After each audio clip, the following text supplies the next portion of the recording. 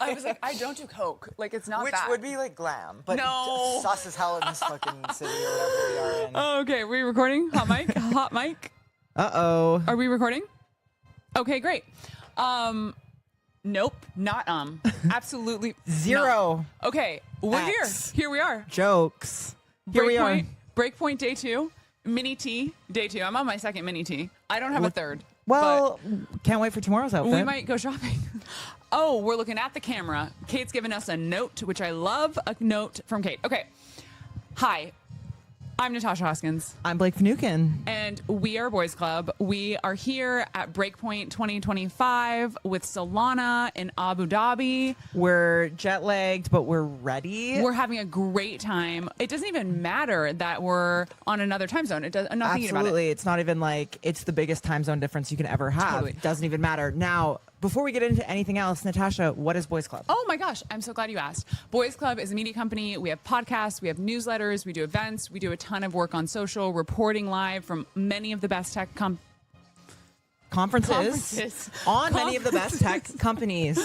And we have a great time doing it. We talk a lot about emerging technology in a way that's accessible and fun, and I think some people enjoy it. I certainly do. I certainly do as well, and I think a lot of people enjoy it. You can Thank toot you. your own horn. Thank you.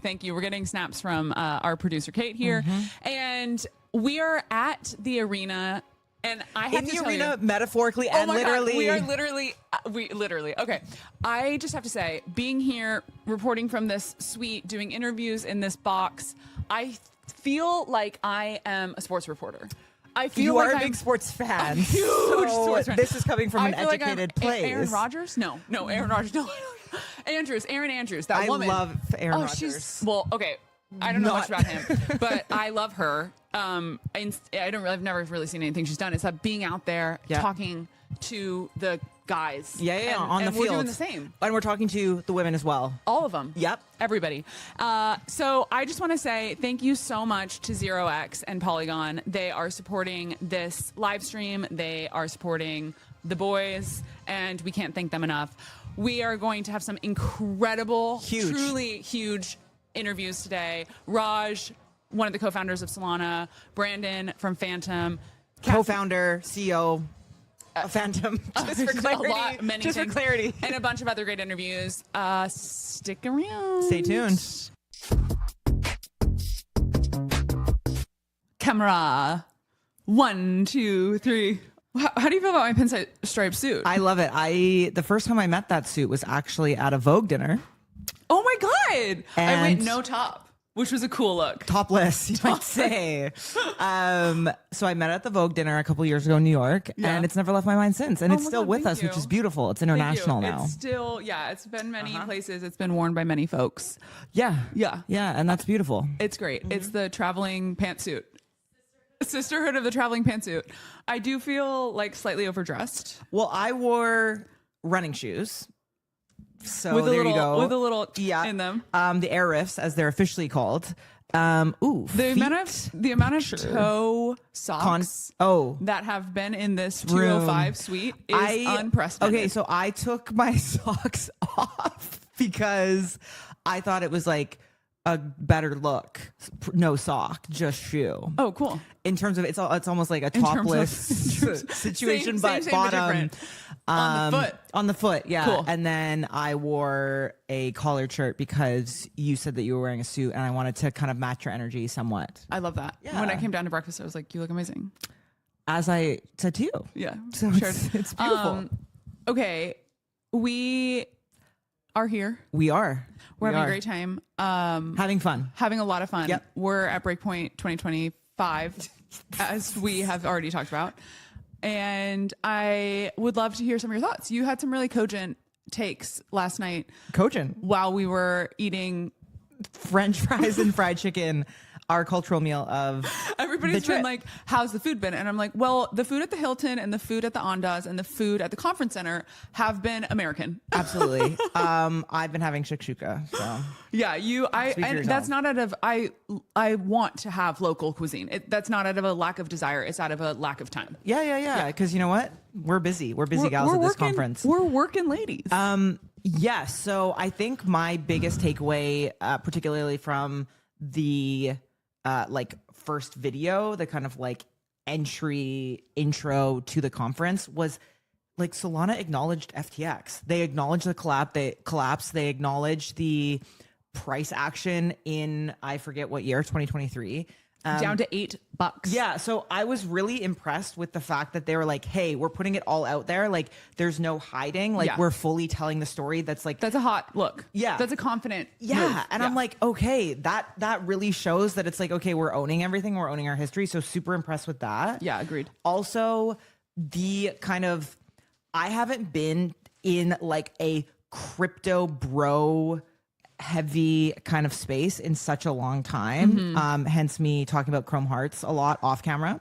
And off camera, but online. Exactly. Yeah. And so just the kind of like, I guess, youngness and freshness of, I call them kindly the crypto bros. I love the crypto bros. Complimentary.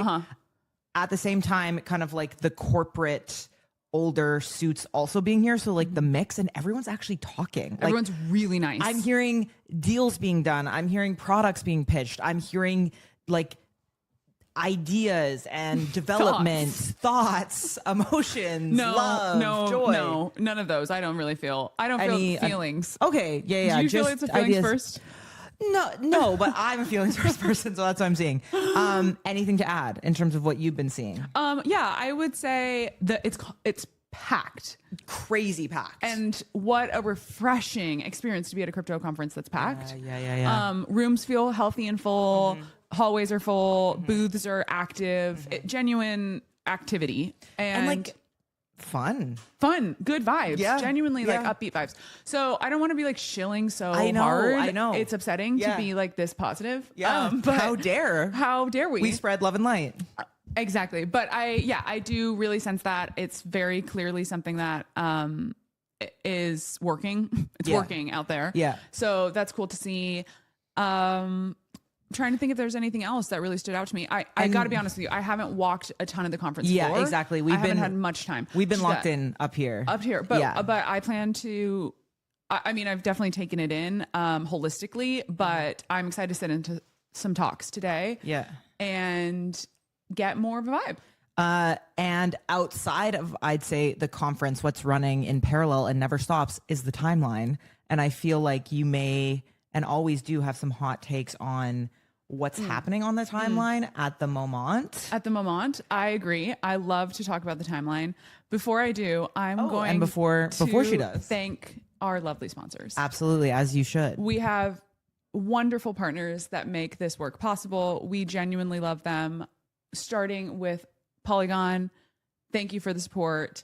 If you've touched crypto in any way, chances are you've already used Polygon. It's the chain quietly powering a bunch of stuff that actually works, that people actually use, like Stripe's crypto payments, betting on Polymarket, prediction markets, which we love, and a bunch more. They are the MVPs of Boys Club and many things within crypto. And we are so thankful that they sponsor the pod and other properties at Boys Club. We love them so much. Thank you, Polygon. Thank you, Polygon. Also, 0x coming in strong for this partnership activation media room trip overseas Middle East. Here we are. So let's talk about swap technology. When you're building token swaps, when you're building token swaps, dyslexia. When you're building token swaps, you want tech that you can really trust. And that's why you should use 0x. They've been experts in the game since 2017, which is in crypto a million years. Their swap API makes it simple, and they've solved all of the hard stuff like liquidity aggregation, routing, and all the behind the scenes complexity that I surely am not actively working on right now. No, not right now, at least. You don't need to just trust us either. 0x power swaps from some of the biggest apps in the space, including Coinbase's DEX trading product, Phantom, who we're having the founder on today, Backpack, and hundreds more. And it's not just about the best prices. 0x leads in execution quality, delivering speed, so you can trade any token, even the very newly launched ones, nearly instantly. Fresh. 0x, world-class swaps built by the experts. Love it. Thank you so much, 0x. Thank you so much, 0x. Should we get into the show? Let's dive in. Let's do it. Raj, co-founder of Solana, honestly, doesn't really need an introduction. Couldn't get bigger than this. We're so excited to have you. Thanks for being here. I'm excited to be here. Thanks for having me. So we talked a little bit off camera about how incredible this conference has been so far. Curious how you're feeling.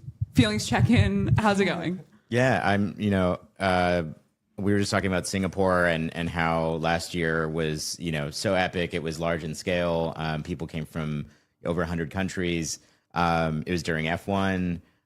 There were, I think, 5,000 or 6,000 attendees, and it was hard to imagine topping that. But objectively, everyone I've spoken to says that, Abu Dhabi in 2025 was bigger, better, more polished, and the balance of everybody coming together just to be together, but also coming together to celebrate the wins of the year and really gear up for what's going to probably be a massive 2026.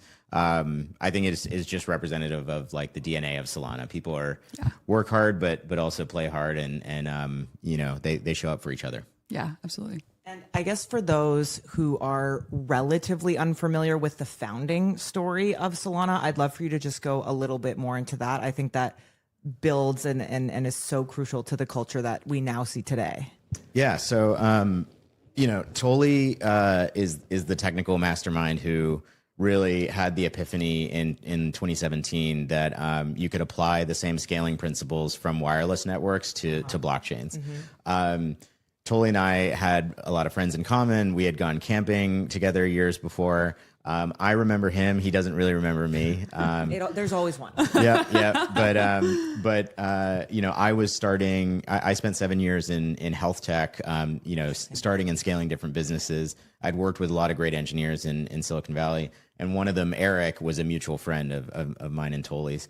And when Anatoly had that epiphany, the 2 coffees and a beer, and kind of realized, proof of history could be a source of time and all that, technical stuff. Eric just kept telling me, you got to talk to Tolly. And he kept telling Tolly, you got to talk to Raj. And ultimately, in late 2017, we had a coffee together. And at least that's my experience of how things got started. What I said to Tolly at that point wasn't, I believe that this is going to be, successful, or I believe it's going to get to the scale it is now. I really just wanted to support Tolly because, there's so many things that can kill a startup in the first 6 months. So I said, I'll give you 6 months of everything I have. And that was, like almost 8 years ago. Yeah. Wow. Okay. I think you said somewhere in an interview that you had tried 9 other businesses before this. Is that right? Probably more. Okay. Yeah. Okay. The story was there was somebody I talked to who had a big successful tech business, and I asked him what the secret was, and he said I just kept starting things until something clicked, and he had 9 failures before he had 1 success. And I said I could fail 10 times. Like that seems it seems reasonable. But most of the products that I started before were in health tech, because in 2010 to 2015, you had Bluetooth Low Energy, a new wireless protocol. There were like Jawbones and Fitbits, and everybody had a cell phone for the first time. And just the idea that you could rebuild healthcare with things like wearable sensors was a really attractive concept to me. I think what we found though was the U.S. healthcare system is broken in a way that finance is broken in similar ways, but in finance, you can build on permissionless systems without anyone's support or buy-in. Like Goldman Sachs said, Bitcoin was rat poison, and they literally tried to make this stuff illegal, and they can't control it. In healthcare, the forces that be there are actually a lot more powerful. So I think rebuilding in finance has been like sprinting and a lot more fun than healthcare. I'm curious, what were you looking for in those first 6 months? What was going to keep you going? We needed the right people to build this incredibly technical, difficult project. Tolly had a good idea of who those people were. It was, there aren't thousands of them in the world. There are, maybe dozens. We needed the money to pay them because they all had families. Some of them had, big earnout acquisition offers from other companies that were massive compensation packages. We needed to get a company off the ground with, Toli, who had never started a company before, in a way that let the engineers just work. I know how to do all that stuff. And so that was all I really, wanted to make sure we got done in the first 6 months. But I think what we found was the need was just so incredibly large for something this performant, and there was nobody else in the space building for 10,000 times the throughput and scale. Everyone was building for like 10 or 100x. And the other thing that kills companies in those early days is if it's not one of the things I mentioned, just getting the wrong people or not getting enough money, it's actually getting too much money. There were so many teams that had $100 million, $200 million in funding and never shipped anything, because when you have infinite, shots on goal, we could get it done this year or next year or the year after. It just never happens, and you don't build a team that's hungry and really tries to get things done. So, I think keeping capital efficiency and keeping tension in the system was also something we prioritized, and we were able to build this network with 1/10 of the resources of the most of the competition. I had a really good friend talk about raising money versus bootstrapping, and it's not exactly what you're speaking to, but she talked about when you raise a lot of money, you're like in an SUV. And you're like riding high. And when you have less resources, you're in like a really low car and you're feeling like every bump and every like swerve. And that's really important, especially in those early days. So I feel like that's what you guys experience, being more resource constrained than others. Yeah, no, I think that's a great analogy. And when you raise a lot of money, like everyone knows you have money and everyone wants to get some of that money, and everyone tells you what you want to hear to get some of that money. When you have no money, nobody cares about you. They're like, we're not thinking about you at all. Nobody believes in you. They won't even give you their time or attention. So when you do get someone's time or attention and it's because of what you've built, it's a really strong source of signal and truth that actually you can't really get from high up in the SUV. Yeah, totally. And I wonder too, obviously, this conference is full of builders, founders. You're talking with a couple right here.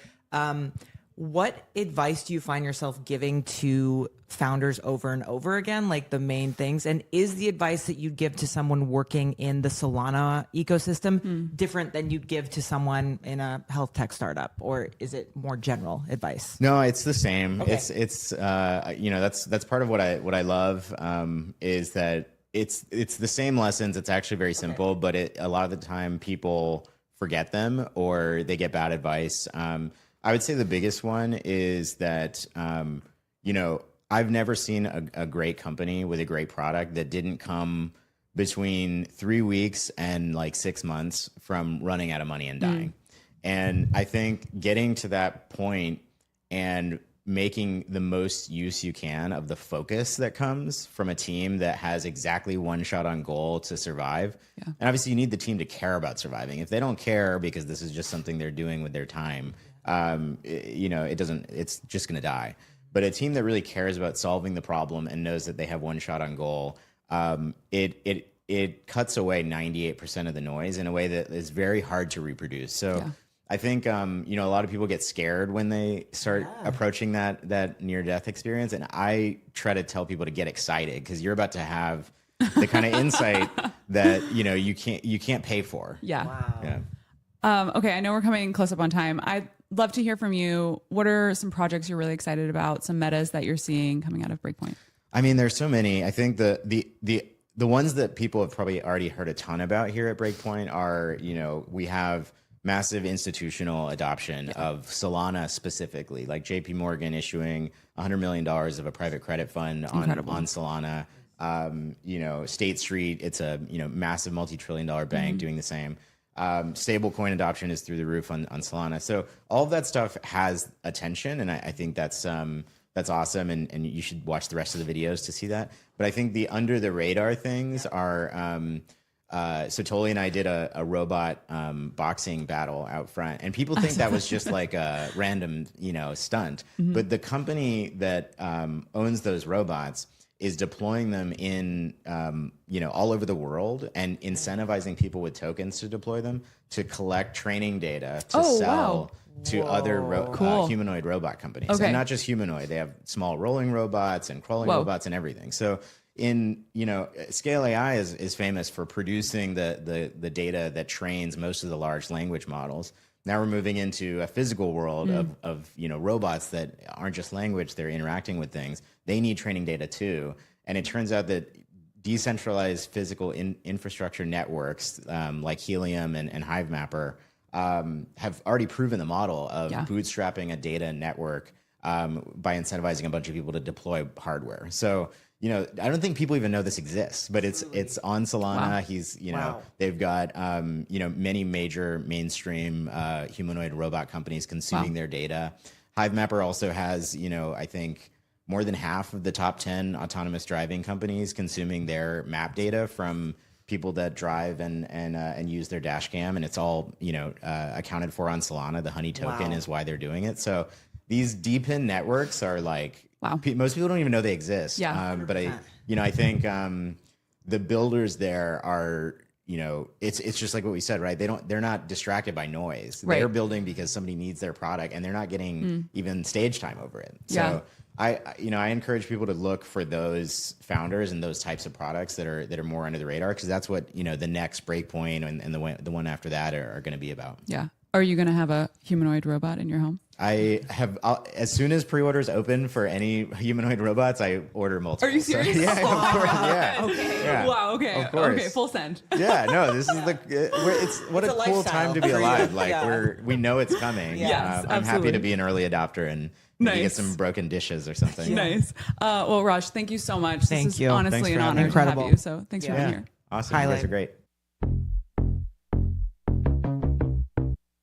Brandon Millman, CEO and co-founder of Phantom. So excited to have you here. Yeah, thanks for having me. Huge fans, big users. Literally, we both have our computers open, and I do see the Phantom tab on both of it. So we're is real life. We're real life here.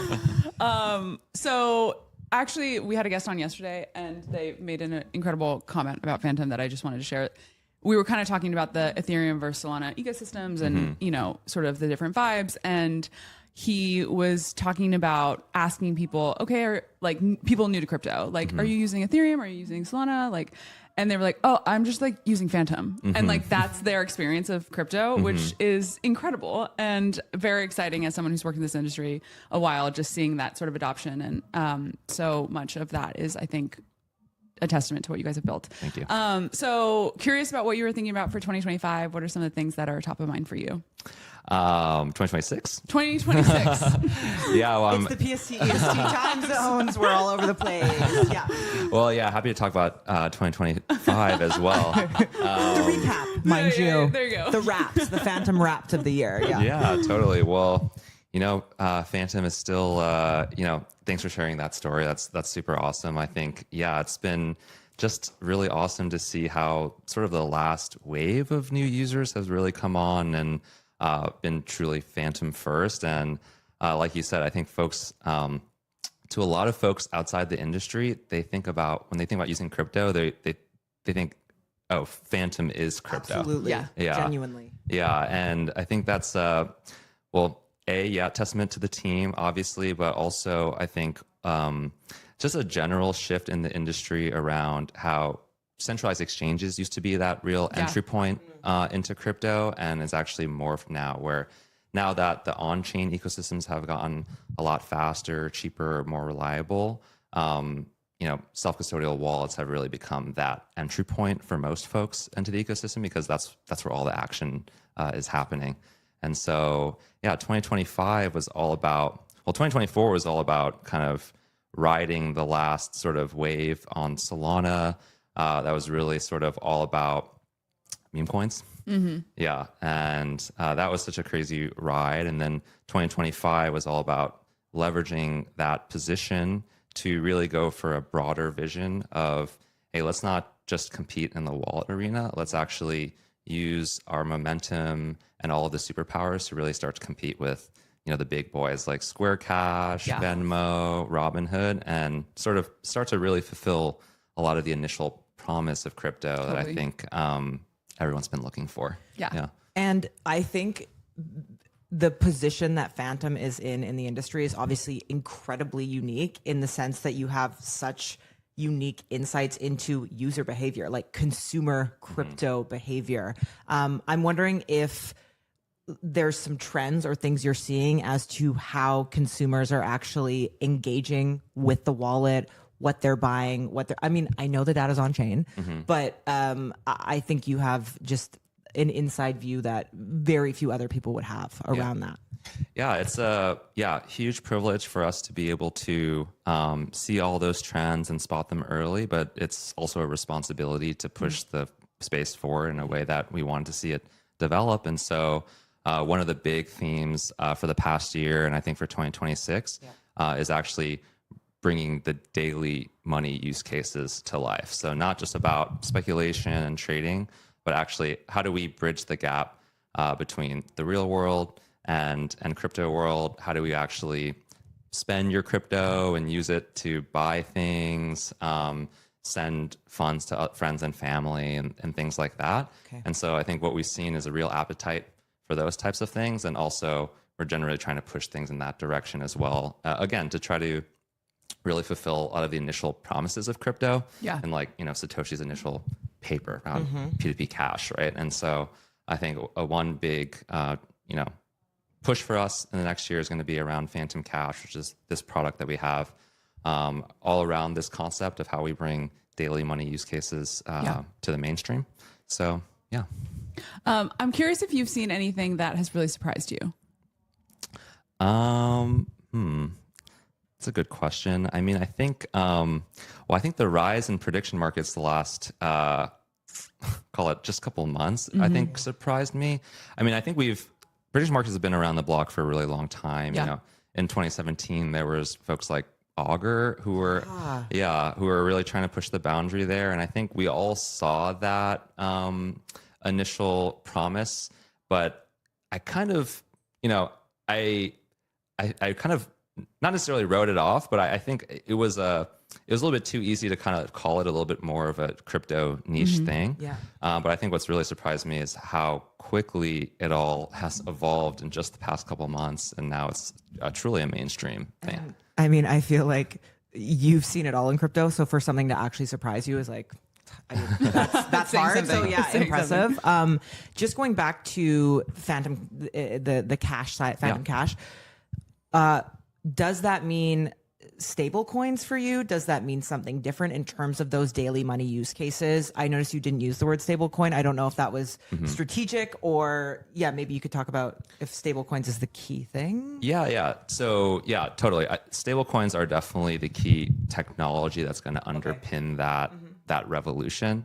But for us, our whole MO is about taking sort of these new on-chain innovations and really making them safe and easy to use for a broader audience, including stable coins, right? I think even today, still people hear about stable coins, but the normal everyday consumer doesn't really know what that means for them or how to use it. And so, Phantom Cash is underpinned by stablecoin tech, non-custodial wallet tech, and all of the superpowers that comes with that.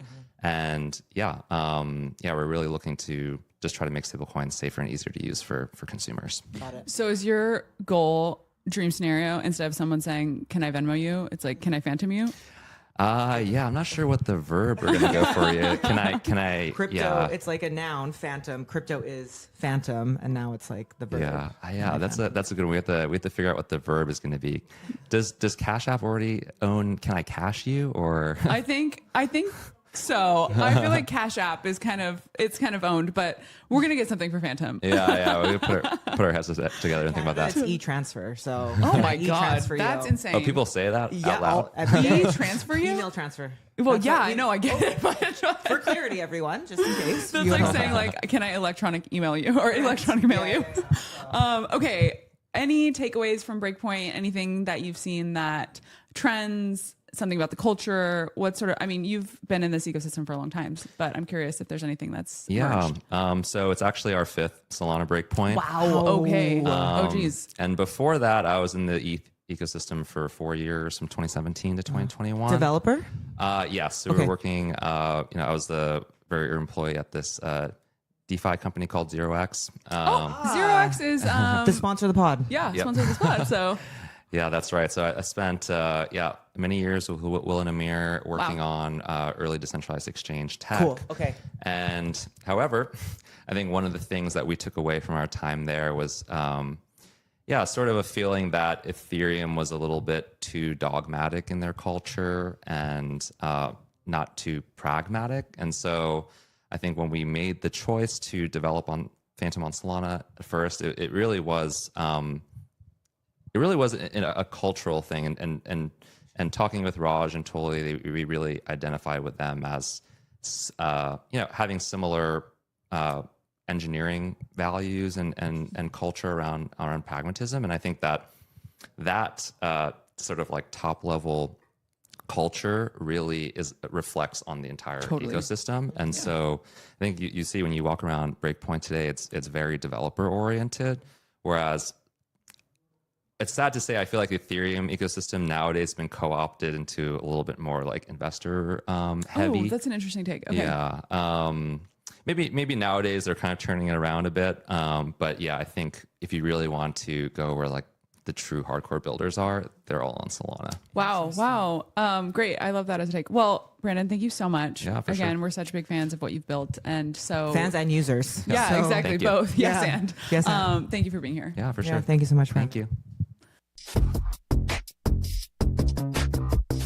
Kathy Yoon, General Counsel at Harmonic. Okay, Harmonic is a new open block building system for Solana. You launched in November. Did I get it right? Yeah. Okay. I am excited to have you here today for many reasons. One of them is that none of those words are in the Bible, and I would like to understand them better.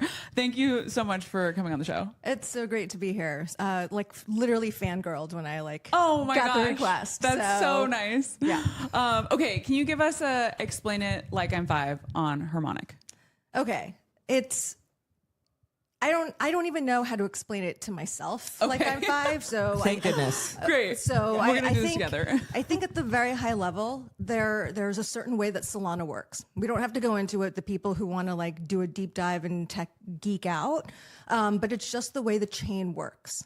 And what Harmonic does is allows it to work better, more efficiently, with more open competition and more valuable. Okay. And so the unique nature of Solana is that you're able to build blocks, which means like help build the way transactions are kind of settled. But you can kind of pick and choose, or the validators can pick and choose the more valuable things, because the more valuable that a block is, the more money a validator will make. And valuable meaning how much money is moving on that block? Or the value. Yeah, exactly. So it just, if you want to just kind of stack it, I mean, if you can fill a bucket, right? And if you want to put pennies in or quarters in, what are you going to pick? Of course. You're going to pick quarters. Yeah. And so this is a way to kind of pick and choose and cherry pick and put like all the quarters into one bucket, and then you get to like ship it off, and then you get a reward you're incentivized based on the bucket of quarters instead of the bucket of pennies. Okay. I'm tracking. You're tracking? I'm tracking. Yeah. Yeah. Me too. I appreciate the quarters versus pennies analogy. And okay, so you also mentioned that there's a token that you launched. Yeah, so it's a different project, but Okay. but it's all related. It kind of is Perfect. related, right? Because so Humidify was kind of a side project for the Temporal team and another third party, and it was to build something called a prop AMM. Okay. So it's code that kind of just sits out there, and it allows different people to kind of you can upload your own trading strategies into this like smart contract. Whoa. And then Whoa. it uses the smart contract, and it basically allows you to trade and do things. I mean, this is very high level, Yeah, very, yeah, very of course, simple. I'm yeah. not going to go into it. And because I don't think I fully understand the tech either. Yeah. Thank you. Thanks for being honest. Thank you so much. It makes me feel better. I was going to say that means a lot to me. Yeah. Good. I have to stay humble. I can't pretend. There's only so much I can fake it till I make it. So it basically allows you to upload your trading strategy, and it will interface with our smart contract. Okay. The great thing about Humidify is that the team has managed to find a way where it's so good. It currently has about 60% of all Solana DEX volume going through it. Whoa. 60, not Big 6. time. Oh but my 60. God. Okay. So Wow. all of a sudden it became this like really hot thing. Dream scenario. Exactly. And but we also know that because of the success of Humidify, we also saw the limitations. And Harmonic is a way to help solve those limitations on Humidify. Wow, this has been just such a theme of interviews that is exciting, is people working on projects and then there being a clear issue that sort of it puts a ceiling on the thing that they're doing, and then building really, really smart, very successful businesses that then solve that ceiling for the original business. And that seems to be sort of what you guys have been up to. Yeah, I mean, and the greatest thing about this team is that they're so smart. I love for like once to be not the smartest person in the room. I love that. It's so great. It's kind of refreshing. Yeah. But it makes my brain work a lot. But it also makes me really proud to to be able to hang. Yeah. Like, and to just like, and they haven't just said, oh my God, like Kathy's stupid. It's just like, she can actually hang. Yeah. Which is great. But just to see them kind of pivot and just say, this is a weak point. This is something that we need to fix. And then just be able to just turn around and ship it. For me, working in this space it's been almost 10 years now that I've been in crypto. It's so refreshing to see a team who just puts their head down. Yes, we're here at a conference, but for the most part, our main devs stayed home. They didn't want to come out and party, so they could continue working. And so Classic dev move. Yeah. Good dev. But it's great. So we did launch a token for Humidify. Okay. I TGE'd on the plane over here. Insane. That's something I never thought I'd be able to say. I hope you tweeted that. on a plane is overheard at a TGE'd crypto. on the plane with like the worst Wi-Fi ever. No, of course. And I had to pay for it. I had to pay for this like Wi-Fi, and it was $25. No! Oh my gosh. It sounds like Air Canada to me. I know it wasn't, but and it was business class. Don't you think like it would have like nice included? That should be included. So that's a first, but it's doing really well. Amazing. The Congrats. chart is green. We love to see We that. love green. We love to see that. Okay, I want to ask you while I have you here about the sort of your take on the current regulatory environment in the US. Like, obviously, the last year has been tremendous for the crypto industry in terms of what's possible for crypto and the Genius Act, among other things that have sort of allowed for a looser environment. What's your take? Where do you think we're going? Sort of, what's the temperature from someone who is a general counsel? I don't know if this is a hot take or not, but we don't really quite have the clarity that we want or need. Okay. I don't think it's a hot take. I think there's a lot of what has changed is the attitude and the momentum. Now people can actively engage with regulators and not be scared that they're going to get an enforcement action slapped on them. People would go in and speak, and then all of a sudden the SEC would sue them, and that's what people were scared of. Yeah. And so right now, I think this current SEC, especially with Hester Peirce and Crypto Task Force, people are now more willing to engage and talk about things and to actively, and the SEC is actually trying to work with projects and give them a way forward to go to market, which is completely different than it was even 15 months ago. I think, startups are expensive. Just starting a project, building the tech, hiring people, and to do that where you don't know if you're going to have to delay going to market because you're so scared. And I think that's kind of like the antithesis of what building in the US is about. It's just like you want to be able to have like your garage project. Open innovation. Exactly. And to be able to do it.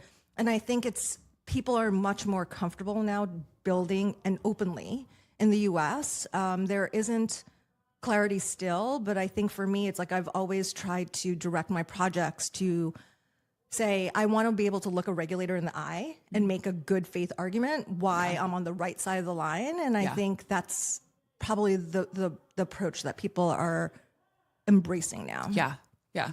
And do you think as like a consumer of crypto, so very much on the consumer side, like that it's important for investors, like just consumer investors, to actually understand what's happening on the regulatory side? Because I think it's something that you kind of like hear and you're like, I have no idea what's going on. Like, should we be following this closely? Should we leave it to the general counsels? Like, how should the normal person like interact with the regulatory side?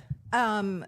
In a perfect world, I don't have to talk about this anymore, right? Because in the end, it means that we have something that's sustainable, that's innovative. I mean, no one looks at their phone and say, what were the regulatory concerns of how APIs connected? I've never done that. Right? I must admit. So, I mean, but unless you do, you shouldn't care. And I think what's frustrating is that it becomes used as like a political pawn or a piece in order to kind of further drive wedges between the parties and the houses. It should be a bipartisan. It shouldn't even be an issue, right? In Congress, it should just be one of those things where, you know, it's part of internet, whatever the version we are on right now, right?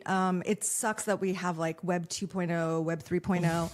That's stupid. It's just, we live in a digital society right now. Everything we do is digital, and I don't understand why we're being made to question and defend, or why we're being questioned, why we have to defend, why we're using technology and innovating with it. Yeah. Yeah. Especially around money, which feels like the most natural place to be thinking about how it's digitized. Like that feels so, there's an efficiency to that. That should be just bipartisan, as you're saying. Yeah. And we live in a world where we all want instant gratification. Yeah. Exactly. Right. Yeah. And so even like the old people in Congress, they still want instant gratification too. And so I don't understand why they're still trying to like keep the old way of doing things when even they're probably using Apple Pay or other things in order to speed up transactions. Yeah, totally. Okay, final question here. Any takes on Solana Breakpoint so far? Anything that has stood out to you or trends that you're seeing? What's your thoughts? It's so it can big be also this year. cultural too. No, but it's like a few years ago, I was at the last like Bitcoin conference I went to was 2021. Okay. And I was astounded because I was just like, when did this become Comic-Con? Because it wasn't just like builders or whatever. Yes. There were fans. Fans. There were totally. fans. Like yeah. in costume, there were fans. Yeah. And I recently met Solana fans at this Yeah, one. I feel that. I really feel that. And so I feel it's kind of encouraging because now it's like kind of breaking out from like our little bubble. And there are people kind of outside in the world who are looking at this. I hope to the point where we won't need these kind of specific conferences and it just becomes a thing. But for right now, it's kind of cool. Yeah, absolutely. Well, thank you so much for coming on. It was such a pleasure to meet you and to have you. And so thanks for being here. Thank you. We are here with Ian Rogers. He is the Chief Experience Officer at Ledger. He has an incredible background. I could literally go through kind of his resume, just some things to highlight. He was the Chief Digital Officer at LVMH. He was a Senior Director at Apple Music, to name a few. So I want to talk to him about the culture, in general, but also what I really mean is of Solana. We're here for the culture. Exactly. And this is the man that we want to talk to. So first, I want to start with a little bit more specific maybe about Ledger. Even, Boys Club has been talking about all your amazing collaborations. Obviously, the one that's stood out to us the most, Lamborghini, that just got announced. But maybe you could talk through your strategy around collaborations. It seems very, excuse the term, culture heavy in terms of who you're trying to communicate with, the stories that you're trying to tell. I'd love to hear more about that. Mostly we are a technology company. Yeah. We make hardware, we make software, and we really believe that security is important, right? But it's not the most exciting thing to talk about. It's one of those things you don't want to be the downer at the party. Like, hey, I got an idea. Let's talk about the worst. Let's talk about the worst thing that could possibly happen to you. You know what I mean? It's like you don't show up at a party and talk about like disaster insurance, right? Which is kind of what it is. But it is incredibly important, because the reality is we all have these incredible, personal computers in our pocket, these super powerful computers, but they were fundamentally designed to share information. And now we have this new movement to kind of put our personal wealth into technology. That's why we're all here at Breakpoint is talking about this kind of financial freedom technology that has been developed over the last 15 years, which it's just incredible. I mean, it is a kind of a democratizing force, bringing kind of personal value into a different place in our lives. But if we try to do value on these machines that were designed to share information, ultimately we're going to get wrecked. And so, you have to find how can you talk about that in a way that people will pay attention. And so for us, the collaborations are that. It's just pointing to the fact that, this is a part of our life. It doesn't need to be, we're not selling pocket calculators, like this isn't only for kind of the financial class. It's for everybody. And that's kind of what we're doing. So you try to use, culture as a way of communicating. Human beings are fundamentally story consuming creatures, right? And so, we want to tell stories, and these are just some of them. So like every day we're really telling, we're trying to just tell stories of education. Well, what is security? What can you do with this technology? How does it work? But then, every now and then you pop your head up with a collaboration and it gets you onto Hypebeast. So, you manage to get that story to a different audience. Because that's the other thing, especially with something like crypto Twitter, it's super easy to talk to the people that you already know. The same 300 people exactly. over and over. I mean, and then so many of these things, whether it's a crypto conference or the digital art world that I love, like it's still kind of a traveling circus, right? Like you just see the same people in a different city 6 times a year, right? So how do you like break out of that orbit and get to, a new group of people? And you have to find another way to look at it is, for me, this is what I realized in digital, in music. It's not digital music. It's there's no such thing as music, right? Music is a collection of communities, right? And so there's a community over here and a community over here and a community. And so how do you become relevant in all of those communities? I think it's the same thing in crypto. There's no such thing as crypto. Nobody's like, I'm super into crypto. They're into something. They're into Bitcoin. They're into, Solana. They're into, particular. So it's in that way, it's a collection of communities. And the challenge is, how can you be relevant to each of those people who have very specific interests and needs? And so, there's no one thing, you kind of dip in and like, offer something. I actually say there is something that's way beyond crypto in this. A very good friend named Jeff McFetridge, who is he's a really great fine artist. One of the things that he's done well in his career, though, is work with brands. He's worked with Nike, he's worked with Apple, and he's never spoiled his fine art career, while he's done that. But he has this really great concept about, being culturally generous. And when a brand, the question is like when Nike comes into a community that's insular like skateboarding. Do they extract from it or do they add to it? And Nike SB worked because Nike gave to the community in a meaningful way. They sponsor good pros, they made good content, they made good product. And then you see like, sometimes you'll see a luxury brand that features like skateboarding or DJing in their advertising and it's purely extracted. And I think that's that's the lesson that brands need to have, is like, can I come into a community and add something? And there's like a huge dividing line there. Like in both cases, it's a brand that's co-opting skateboarding, just as that example, right? But with Nike, they were like, and we're leaving something behind. Like we're leaving something additive here.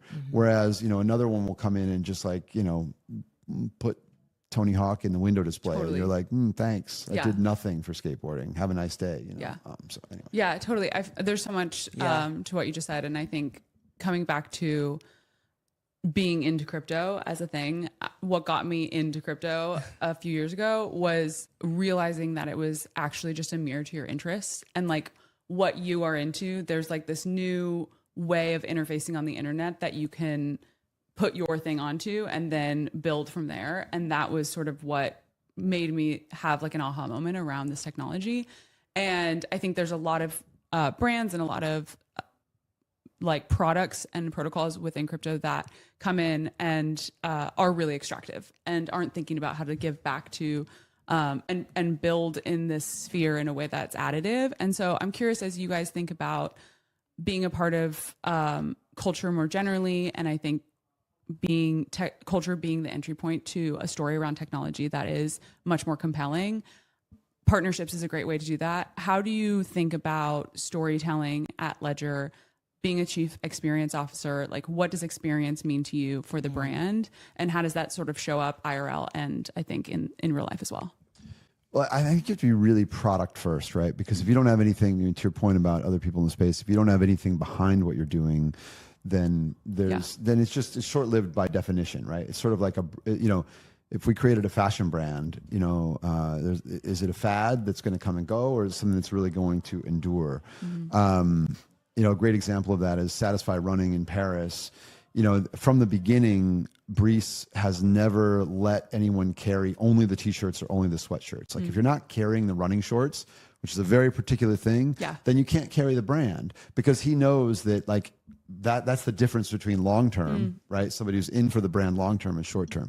So I think the same thing, you have to have something real. The great thing about Ledger is Ledger has always stood for something that's very fundamental, and it withstands every crypto cycle. Because if not self-custody, why crypto? Yeah. And if self-custody, then security. It's physics. You know what I mean? So what makes crypto actually different and interesting is it's permissionless money, meaning if without self-custody, well, it's not the same thing, period, right? It's not permissionless money if it's not self-custody. But if self-custody, meaning I, the individual, could be holding my own value, then you must have security. There's, so this is so fundamental that there is this foundational story to Ledger it's inseparable. Yeah. And it doesn't matter what the cycle is about. The cycle could be about ICOs. The cycle could be about NFTs. The cycle could be about an intersection of TradFi and crypto, which is what we have right now. And there's still a narrative, for certainly for both custody and security, because even if we're talking about a custodian, you still need to care about somebody's holding those those coins or tokens, and you have that. So I think first of all you have to have something foundational. Now it becomes a problem to solve, because you actually have a pretty difficult story to tell. You're like, well, wow. I mean, Genuinely. to the very first point, people don't really want to talk about these things. Self-custody is kind of heady, and security's kind of a downer. You know what I mean? So now you have to get creative. So how do you put that on top? So I think you do it, you do it through product, right? Like what can you actually do with it? That's the place to start. And I think where as Ledger and as an industry, we haven't always got it right. And so I think that if there's one lesson to take away, it's really to be product focused and product first. Show, don't tell. Exactly. What can you do? Okay, how does this change my life? Totally. There's this great example that I learned recently. There's this guy in India in I don't know, centuries ago, who was super into astronomy. Okay. Right, studying the stars. Well, but he ended up communicating it with astrology. And I couldn't get my head around it. I'm like, this guy's clearly a scientist. So why did he? And then I realized because the astronomy is interesting for people who are science minded and curious. Astrology is the what about me? Totally. The average person is nice with all your numbers and charts. What about me? Astronomy is for those people, right? And so I think that you need to think about that too. We can love the way we built the product, the technology. I can tell you everything about Ledger's architecture and why it's superior to everything else on the market.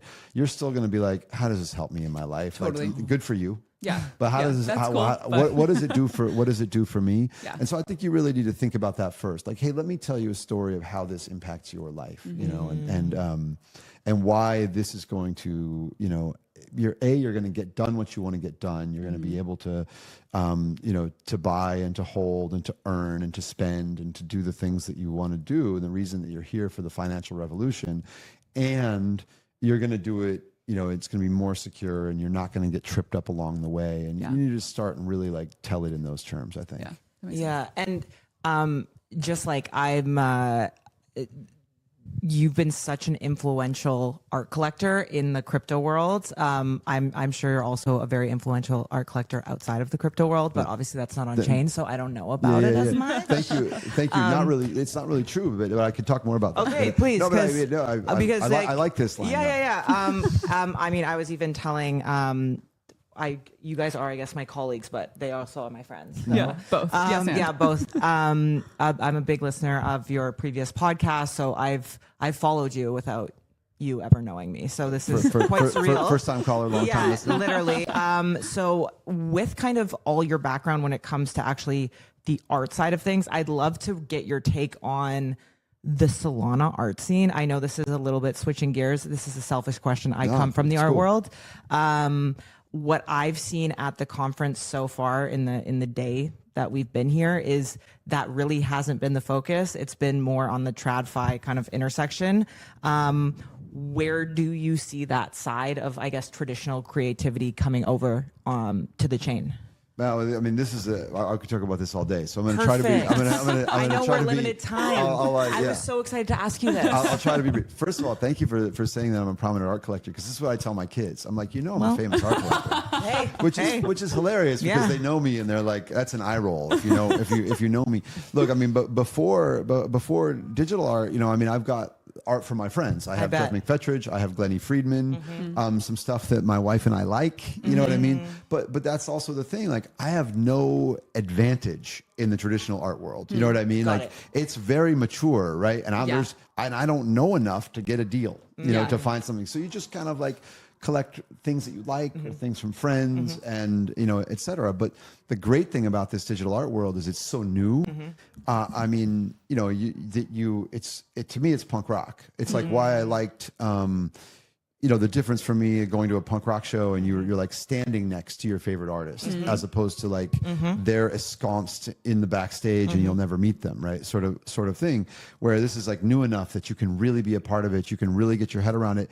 And also, like, I believe as a collector, you can have a bit of an advantage. Like, I believe that 50 years from now, some people will care about some of this art that I bought for nothing. And I love those stories from the traditional art world. I'm actually re-listening to the book called Boom for the second time, which is such a great book.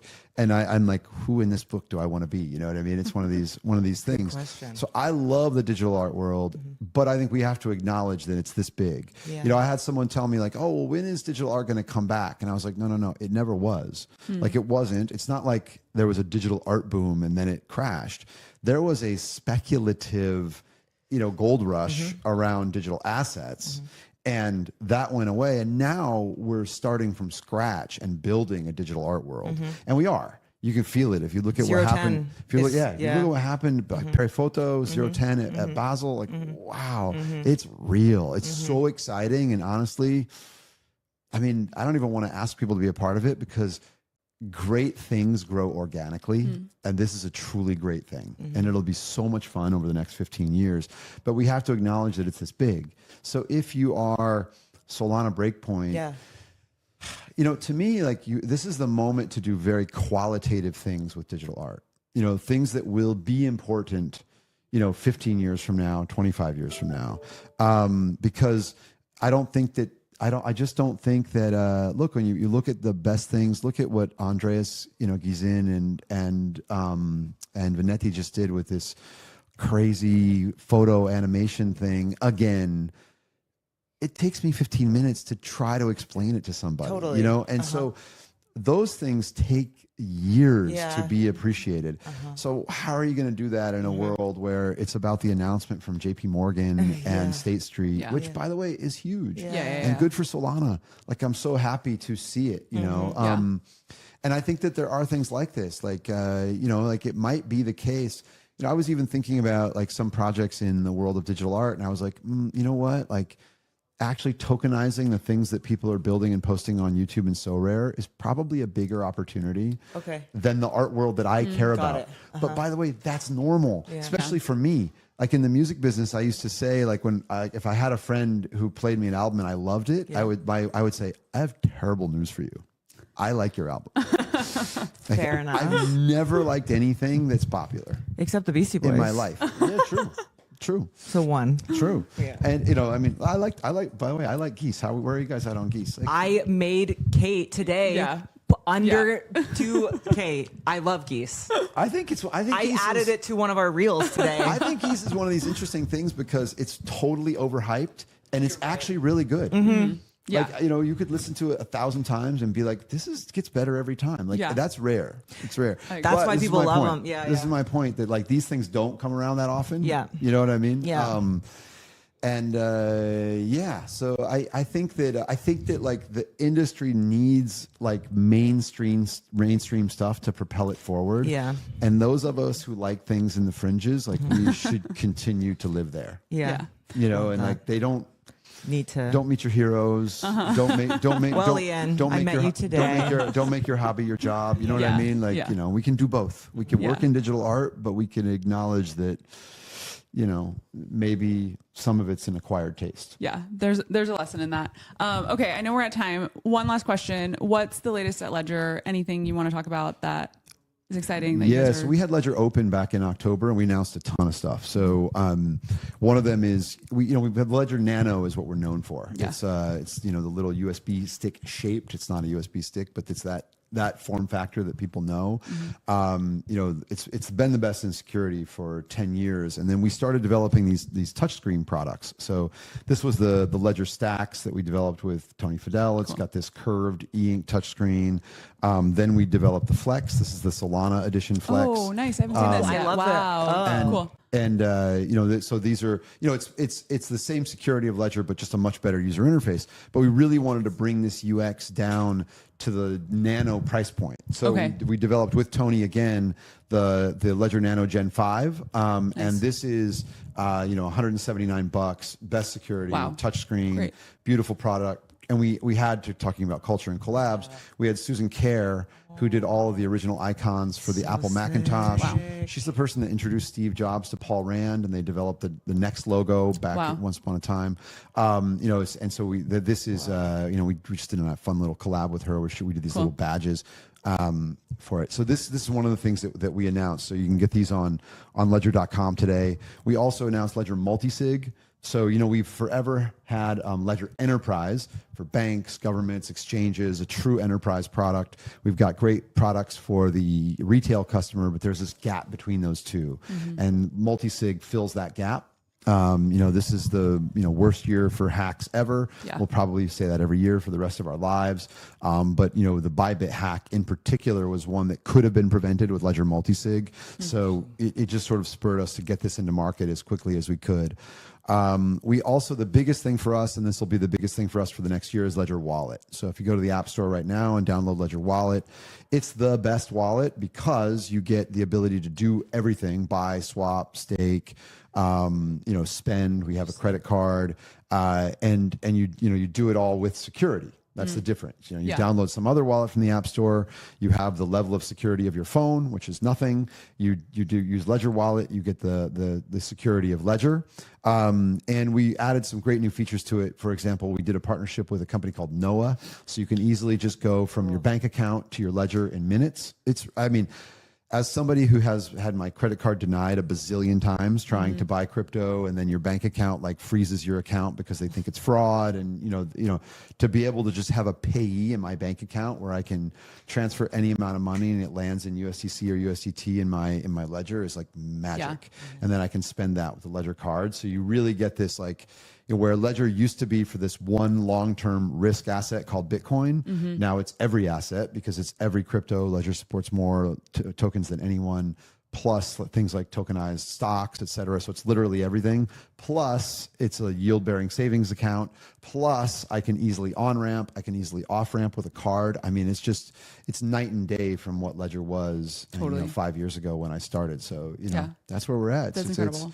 It's super fun. We have the best signers. We have the best wallet. So, if you haven't tried it in a while, go try it out. Ledger.com. Ledger.com. Thank you. Ian, thank you so much. This was such a pleasure to have you. Thank you so much. Great to be here. Yeah, I hope you have a great Breakpoint. Cool. Thank you. You guys too. Thank you. Yeah. Great.